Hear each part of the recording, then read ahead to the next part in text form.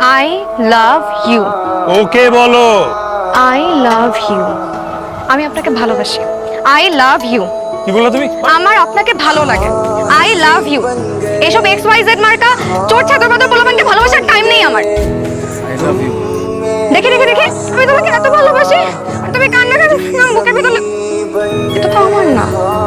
বাসায় আব্বু আম্মুকে বলে রাখছি পরীক্ষাটা শেষ হোক তোমাকে বাসায় নিয়ে যাবো।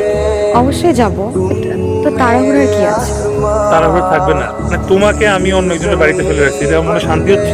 তোমাকে যতক্ষণ না নিজের বাসায় নিজের মতো করে পাবো কোনো শান্তি পাবো। নিজেরই দেখছো? আরে এদিকে আমি কেমনে বলবো কোথায়? পুরো ক্যাম্পাসে কোথাও খুঁজে পাচ্ছি না, ফোন দিচ্ছি ফোনও বন্ধ। দিদি কই? দিদি তো গ্রামের বাড়ি চলে গেছে। আর গ্রামের বাড়ি চলে গেছে মানে কি উল্টাপাল্টা কথা বলছো? দিদি আসলে এই কটা বছর আপনাকে শুধু ইউজ করে। নিয়ম নেই অ্যাড্রেস দেওয়ার। কিসের নিয়ম নাই? কে বলতে নিয়ম নাই? কে নিয়ম বানাইছে? আমার অ্যাড্রেস লাগবে, আপনি জেনে ম্যানেজ করেন। ম্যানেজ করেন। जब से है जाना तुम्हें तेरी ओर चलने लगे हर सफर हर এই তুই ক্যাম্পুলি, এই তুই কি একটাবার দেখোস নাই এই পুরো তোর জন্য কি করছে?